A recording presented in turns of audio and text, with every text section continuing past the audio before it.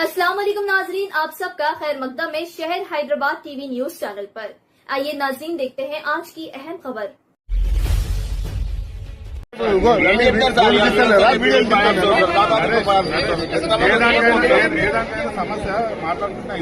అవుతుంది ఇప్పుడు వాళ్ళు చేసిపోయిందాక ఇలా మాట్లాడుకున్నాం మనం ఇలా చేసిపోతే అయితే వాళ్ళు మాట్లాడుకుంటారు తప్పేముందన్న మాట్లాడుకుంటారు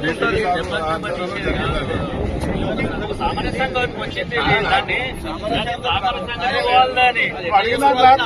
వాళ్ళేదో చేసిరో మనమేదో చేద్దామనేది కాదు. ఇప్పుడు సార్ ముంగల్నే చెప్తున్నాం కదా, వాళ్ళు ఏమన్నా చిన్న ఇష్యూ ఇంకో ఒక్క ఇచ్చరాయి పెట్టి కట్టినా మనం పోయి కూలకూడదు.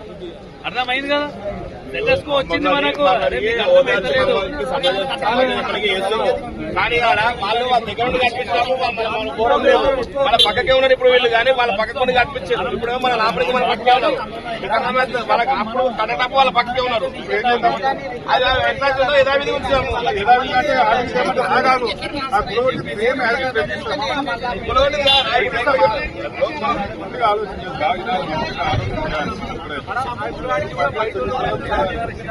సమస్య వచ్చింది, సమస్య నువ్వు నేనే అది ఎవరు అడ్డమైన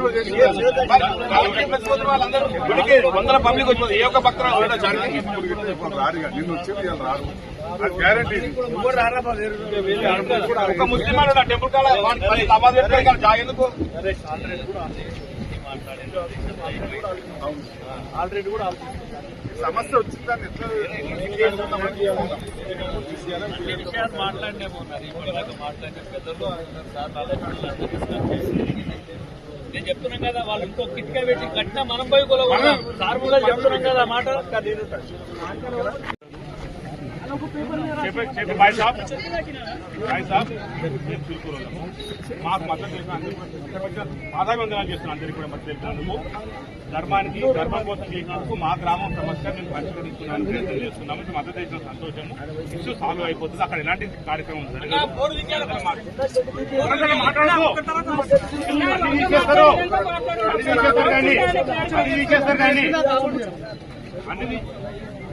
అన్ని తీసేస్తారు. అక్కడ ఎలాంటి కార్యక్రమం పర్దలు ఎలాంటి కార్యక్రమం జరగదు. అది వాస్తవానికి వక్ఫ్ బోర్డులో ఉన్న ప్రాపర్టీ. దానికి బౌండరీ ఏదైనా చేసుకుంటూ చేస్తుందో ఎలాంటి ప్రార్థనలు కానీ ఎలాంటి మస్జిద్ కానీ ఎలాంటి పర్మనెంట్ సక్సెస్ ఉండదు. ఇది చేయరు. తర్వాత ఊర్లో ఉన్న ముస్లింస్, మా గ్రామస్తులు, మా పెద్ద మనుషులు, మా ఊర్లో పంచాయతీ వాళ్ళందరూ కూర్చొని కూడా ఆలోచన చేసి ఇంకా వేరే మన ఫర్దర్ సొల్యూషన్ కూడా చేస్తారు. కాబట్టి మద్దతు చేసిన అందరూ కూడా ధన్యవాదాలు చెప్తున్నాం. ఈ సంవత్సరంతో క్లోజ్ చేద్దాము. లేచే వరంతా కార్యక్రమాలు వెళ్ళిపోవాలి. లేకపోతే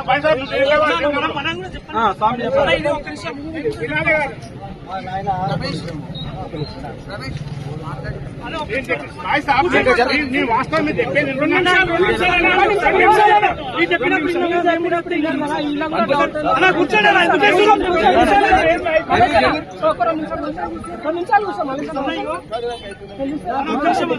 డౌట్స్ క్లారిఫై చేసుకుంటారా?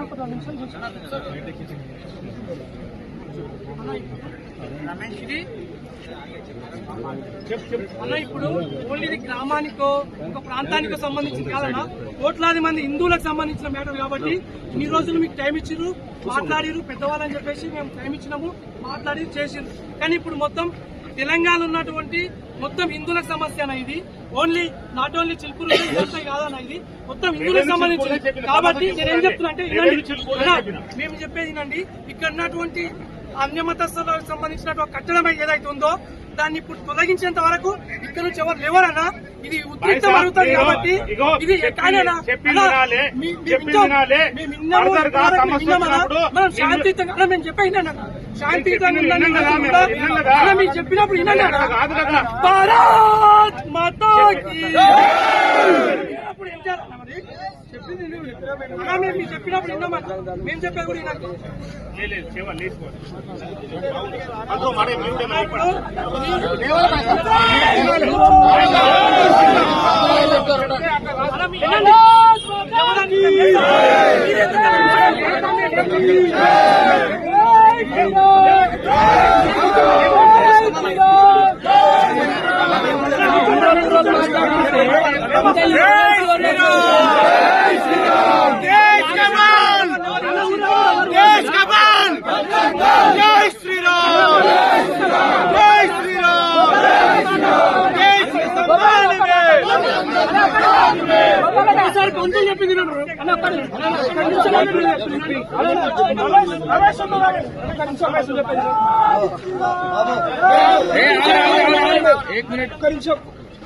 ఆగండి.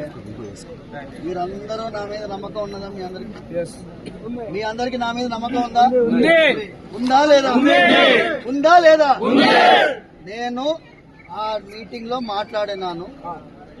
వాళ్ళు ఒక అష్యూరెన్స్ ఇచ్చినారు. ఆ అష్యూరెన్స్ ప్రకారం పోతున్నాం. అర్థమైందా? మెల్లగా ఒక్కొక్కటి జరుగుతుంది. నిన్నటి నుంచి ఏ కొత్త నిర్మాణం జరగదు. అక్కడ 4 గుంటల్లో ఫెన్సింగ్ జరుగుతుంది. కొత్త నిర్మాణాలు ఏమీ జరగవు.